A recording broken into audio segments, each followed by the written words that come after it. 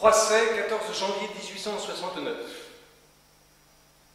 Je n'ai rien, mais rien du tout à vous dire, si ce n'est que je m'ennuie de l'individu nommé Georges Sand et que je voudrais bien avoir de ses nouvelles. Gustave Flaubert. Nohant, 17 janvier 1869. L'individu nommé Georges Sand se porte bien, savoure le merveilleux hiver qui règne en Berry, cueille des fleurs, signale des anomalies botaniques intéressantes, coud des robes et des manteaux pour sa belle-fille, des costumes de marionnettes, découpe des décors, habille des poupées, lit de la musique, mais surtout passe des heures avec la petite Aurore, qui est une fillette étonnante. Je suis toujours bien éreinté et très faible, encore plus d'esprit que de corps. J'entre dans la période hargneuse et misanthropique, tout et tous m'ennuient et m'irritent. Puis je me suis remis à travailler, à lire des choses rébarbatives telles que les Énéades de Plotin. Je vais tous les jours à la bibliothèque impériale ou à celle de l'Institut et je dîne seul chez moi. Je me couche à 11 h et je dors jusqu'à 9 h du matin. Voilà. Je ne veux pas de ça. Tu n'entres pas dans la vieillesse. Quand on est bon, on devient meilleur.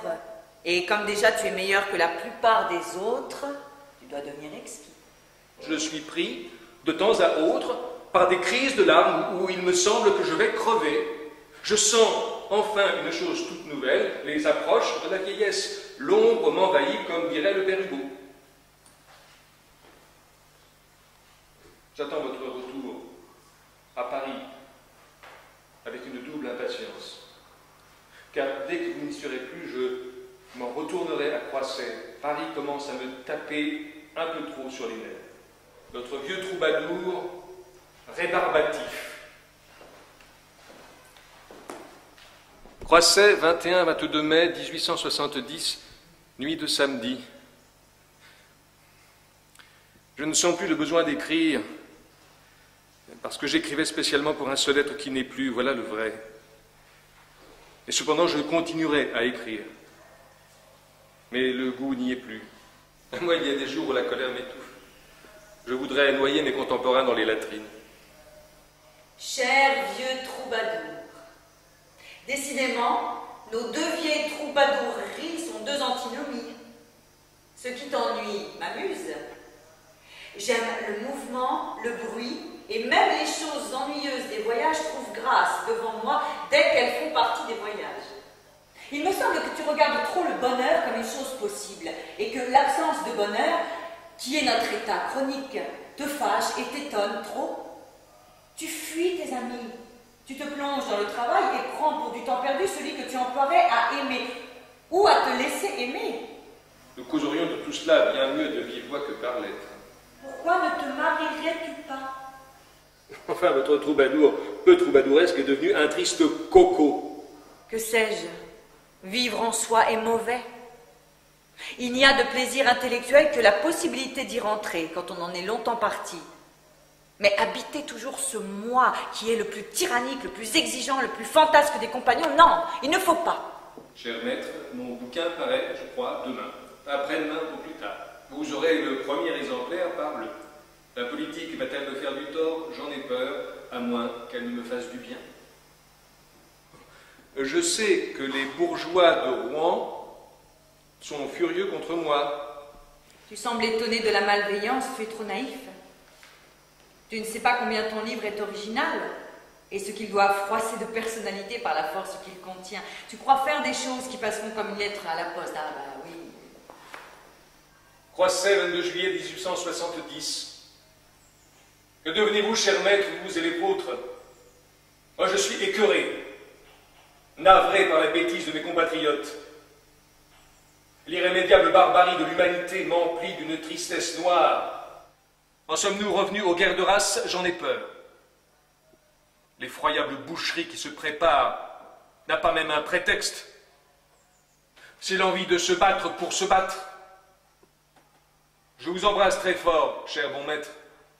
Nohant, 15 août, soir 1870. J'ai le cœur faible, moi. Il y a toujours une femme dans la peau du vieux troubadour.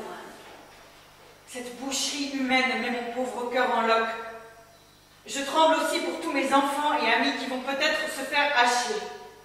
Au moment où nous sommes vaincus par le positivisme le plus net, comment pouvez-vous croire encore à des fantômes? Quoi qu'il advienne, les gens qui sont maintenant au pouvoir seront sacrifiés et la République suivra leur sort. Notez que je la défends, cette pauvre République, mais je n'y crois pas. Les Prussiens sont maintenant à 12 lieues de Rouen et nous n'avons pas d'ordre, pas de commandement, pas de discipline, rien.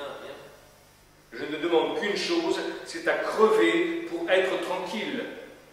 La Châtre, 14 octobre 1870, nous sommes vivants. À La Châtre. Nohant est ravagé par une variole compliquée, affreuse. Nous n'avons pas voulu quitter le pays où d'un jour à l'autre on peut se rendre utile. Et voilà maintenant la commune de Paris qui en revient au pur Moyen-Âge, assez carré. Ah, qu'il est humiliant d'être homme. Je suis aussi troublée que toi et je n'ose ni parler, ni penser, ni écrire, tant je crains d'aviver les plaies béantes. La littérature me semble une chose vaine et inutile. Serait jamais en état d'en faire. Merci de votre longue lettre sur le candidat. Je crois, quoi que vous en disiez, que le sujet était bon, mais je l'ai raté. Pas un des critiques ne m'a montré en quoi. Moi, je le sais. Mais ça me console. Adieu, cher bon maître. Amitié aux vôtres, et à vous toutes les tendresses de Cruchard. À la lecture, la pièce n'est pas gaie, elle est triste au contraire. C'est si vrai que ça ne fait pas rire.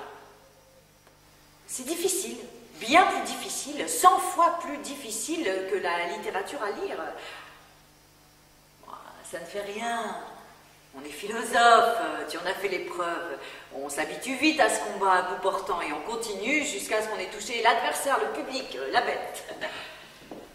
L'art n'est pas seulement de la peinture, l'art n'est pas seulement de la critique et de la satire. Enfin, je tâche de bien penser pour bien écrire. Mais c'est bien écrire qui est mon but, je ne le cache pas. Bien écrire est tout. Parce que bien écrire, c'est à la fois bien sentir, bien penser et bien dire. Les manifestations heureuses ne sortent que d'une émotion. Et une émotion ne sort que d'une conviction. On n'est point ému par la chose à laquelle on ne croit pas avec ardeur. Voici, je crois, ce qui nous sépare essentiellement. Vous, du premier bond en toute chose, vous montez au ciel et de là vous descendez sur la terre. Vous partez de l'a priori, de la théorie de l'idéal. Dès que tu manies la littérature, tu veux, je ne sais pourquoi, être un autre homme. Quelle drôle de manie. Notre œuvre ne vaut jamais que parce que nous valons nous-mêmes. Ma pauvre bougre, je suis collé à la terre, comme par des semelles de plomb. Tous mes meux me déchirent, me ravagent et je fais des efforts pour monter. Si je voulais prendre votre manière de voir l'ensemble du monde, je deviendrais risible, voilà tout. Puisqu'on s'aime comme ça, tout va bien. Puisqu'on pense l'un à l'autre à la même heure, c'est qu'on a besoin de son contraire. On se complète en s'identifiant par moments à ce qui n'est pas soi. Bonsoir, mon troubadour. Je t'aime et je t'embrasse bien fort. Flaubert exprimera encore une fois toute sa tendresse et tout son respect pour sa chère maître, son vieux troubadour, dans une lettre datée du 17 juin. Il fallait la connaître comme je l'ai connue pour savoir tout ce qu'il y avait de féminin dans ce grand homme, l'immensité de tendresse qui se trouvait dans ce génie.